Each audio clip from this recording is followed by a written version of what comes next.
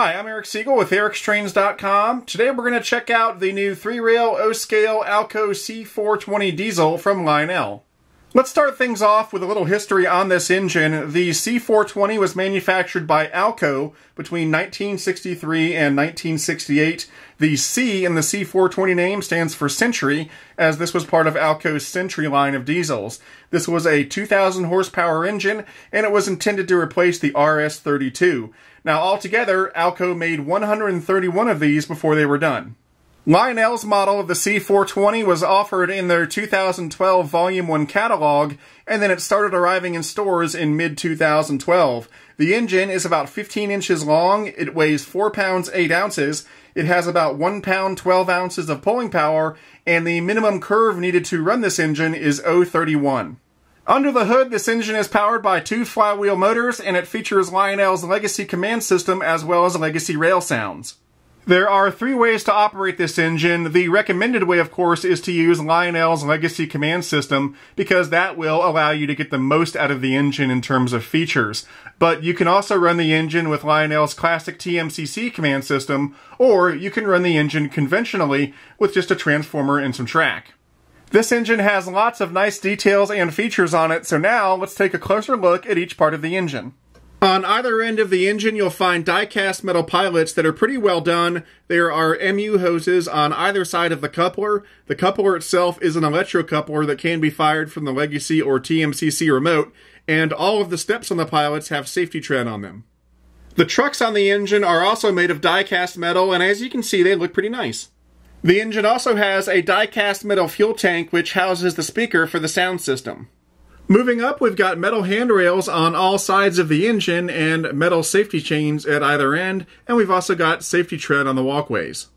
One of my favorite features about the C-420 is its long, low crocodile-type nose. It looks really great on this model with lots of separately applied grab irons all over the place, as well as a separately applied sand fill cap. The cab is well appointed. We've got separately applied windshield wipers on the front and the back, lighted number boards, operating marker lights, a headlight, a nice horn up here, opening doors on the front and back of the cab, and 2 crew figures in the cab. Also, on either side of the cab, there are legible Alco builder's plates. Moving back, we've got a nice Seaboard logo here, as well as some nice casting details and some really well done see-through metal vents and grills on both sides. On the back of the engine, we've got some more separately applied metal grab irons, operating marker lights, lighted number boards, and another headlight right here. The top of the engine is also nicely detailed and includes some separately applied lift rings. There's a panel right here that pops off to reveal the controls for the engine. You've got the run program switch, the Odyssey speed control on-off switch, the smoke unit on-off switch, and the master volume control.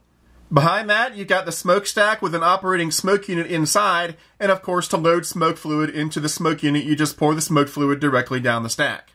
Behind the smokestack, there's one more panel, and it lifts off like this to reveal the compartment for the optional 9-volt battery that supplies backup power to the sound system should the engine go over a bad or dirty section of track. Lastly, here's a look at the underside of the engine. We've got 2 pickup rollers per truck for good electrical contact, and then we've got 2 traction tires per truck for a total of 4, and finally here's the opening for the speaker for the sound system. Okay, the last thing we're going to do before we start the engine up is BFIMO, best feature in my opinion. In my opinion, the best feature on the engine is the great low-end growl. The sound system on this engine just has a really good bassy quality to it that I really like.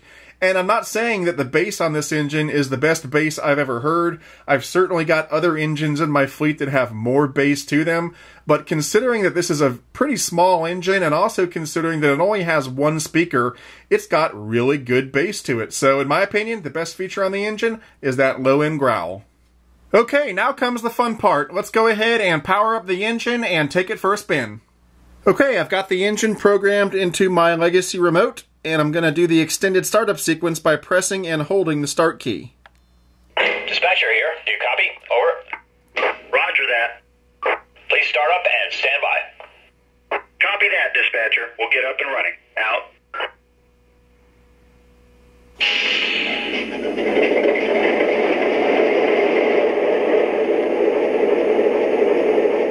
In the BFIMO segment of this video, I mentioned that this engine's sound system has really good low-end bass to it. And so I want to take just a minute and talk about that. The best way to get the most bass out of any Legacy-equipped Lionel engine is to use the EFX feature on the Legacy remote. If you look at the Legacy remote and you press the speed button, you'll get the speed menu. And assuming you have the most current version of the Legacy software loaded onto your remote, you'll see this little graphic over here, and then EFX up and EFX down. What this does is it raises and lowers the bass or throatiness of the engine. So if you raise it, it makes it sound like the engine is working harder. If you lower it, it makes it sound like the engine is not working so hard. And then the level is shown over here on this graphic. So if I raise it up like that, I don't know if you can hear it, but the engine just got a lot more bass to it, a lot more throatiness to it. And if I lower it down, the sound gets a lot shallower. And so I like to raise it all the way up and get as much bass as I can. Okay, so now here's the horn.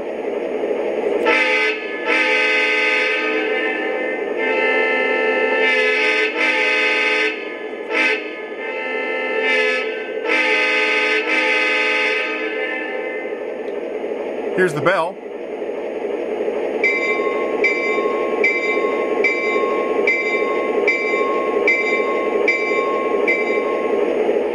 Now let's hear a few of the crew talk sequences. Dispatcher, trying to hold our schedule. Can I get a clear signal? Over. Yes, you are good to go. Over. Very good. Cleared outbound. Thank you, sir. Out. Dispatcher here. You are cleared outbound. Over. Copy. We have that clear. Out. Dispatcher, coupled up. Air test complete. Am I clear? Over. Dispatcher here. Please hold for track orders. Over. Roger that. Out. This is the dispatcher. Please stand by. Over. Understood. Sitting here looking for a green light. Out. Okay, let's go ahead and move it out.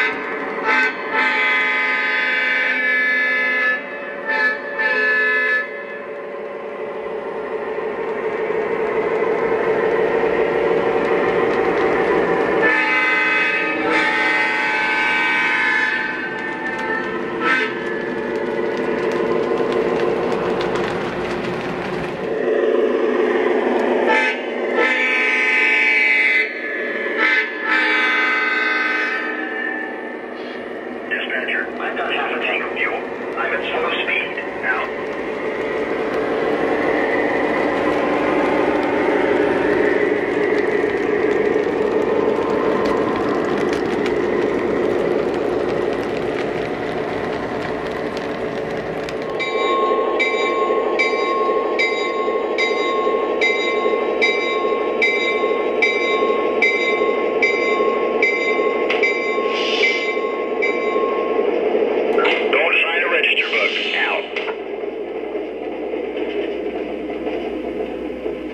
Okay, that about wraps it up for this review. This is a great little engine, and the best thing about it is that because of its small size, it can really appeal to a wider range of modelers. You know, a lot of the engines that I review are very large. They're big articulated steam engines or big diesels like the AC6000 or the DD35. And big engines are great, but a lot of times they require big wide curves like 072.